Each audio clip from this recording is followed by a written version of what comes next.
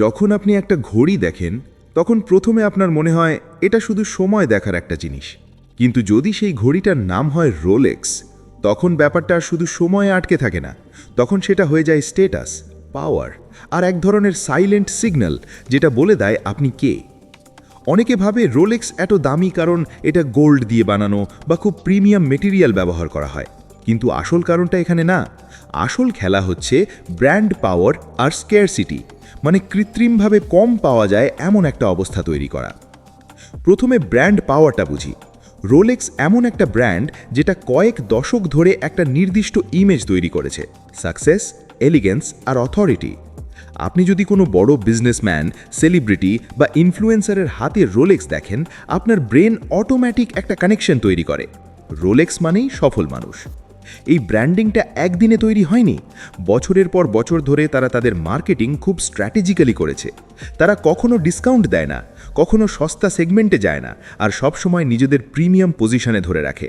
ফলে মানুষের মাথায় একটা জিনিস বসে গেছে, রোলেক্স মানেই এক্সপেন্সিভ, আর এক্সপেন্সিভ মানেই ভ্যালুয়েবল। এখন আসি অভাবের খেলায় বা স্কেয়ারসিটিতে। আপনি যদি টাকা নিয়ে দোকানে যান, তাহলেও আপনি সব রোলেক্স মডেল কিনতে পারবেন না, কারণ তারা ইচ্ছা করে সাপ্লাই কম রাখে। এর ফলে কি হয়, ডিমান্ড বাড়তে থাকে, আর মানুষ ওই জিনিসটা পাওয়ার জন্য আরও বেশি আগ্রহী হয়ে যায়। ধরুন একটা জিনিস আপনি যে কোনো সময় কিনতে পারেন, তখন তার প্রতি আপনার আগ্রহ কম থাকে, কিন্তু যখন শুনবেন স্টক নেই, ওয়েটিং লিস্ট আছে, তখন আপনার ব্রেন ওই জিনিসটাকে আরও বেশি ভ্যালু দিতে শুরু করে। এটাকেই বলে সাইকোলজিক্যাল স্কেয়ারসিটি। রোলেক্স এই সাইকোলজি খুব ভালোভাবে ব্যবহার করে। অনেক জনপ্রিয় মডেল আছে যেগুলোর জন্য মানুষ বছর বছর অপেক্ষা করে, এমনকি অনেক সময় রিটেল প্রাইসের থেকেও বেশি দামে সেকেন্ডারি মার্কেটে বিক্রি হয়। এখন একটা গুরুত্বপূর্ণ প্রশ্ন, তাহলে কি রোলেক্সের কোয়ালিটি ভালো না? অবশ্যই ভালো, কিন্তু সত্যিটা হলো শুধু কোয়ালিটির জন্য কেউ এত টাকা দেয় না।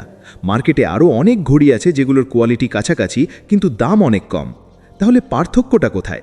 পার্থক্যটা হলো ব্র্যান্ড স্টোরি আর পারসেপশন। রোলেক্স শুধু একটা প্রোডাক্ট বিক্রি করে না, তারা একটা অনুভূতি বিক্রি করে। আপনি যখন একটা রোলেক্স পরেন, তখন আপনি শুধু সময় দেখছেন না, আপনি নিজের একটা ইমেজ প্রেজেন্ট করছেন, যেটা অন্যদের চোখে আপনার ভ্যালু বাড়িয়ে দেয়। আরেকটা ইন্টারেস্টিং জিনিস হলো, রোলেক্স তাদের কাস্টমার সিলেক্ট করে, মানে আপনার কাছে টাকা ফাটলেই হবে না, আপনাকে কখনো কখনো যোগ্য হতে হয় সেই ঘড়ি পাওয়ার জন্য। এই এক্সক্লুসিভিটি পুরো ব্র্যান্ডটাকে আরও বেশি ডিজায়ারেবল করে তোলে। এখন একটু গভীরে গেলে দেখবেন, এটা পুরো একটা গেম, পারসেপশন আর সাপ্লাই কন্ট্রোলের গেম, যেখানে মানুষ মনে করে যদি এটা পাওয়া এত কঠিন হয়, তাহলে এটা অবশ্যই খুব স্পেশাল। এই কারণেই রোলেক্সের দাম শুধু মেটেরিয়াল বা মেকিংয়ের জন্য না, বরং সেই অদৃশ্য ভ্যালুর জন্য, যেটা তৈরি হয়েছে বছরের পর বছর ধরে ব্র্যান্ডিং আর স্কেয়ারসিটির মাধ্যমে। শেষ পর্যন্ত রোলেক্স কেনা মানে শুধু একটা ঘড়ি কেনা না, এটা একটা সিগন্যাল। আপনি নিজেকে কোথায় দেখতে চান আর অন্যরা আপনাকে কিভাবে দেখুক, সেটা আপনি ঠিক করছেন।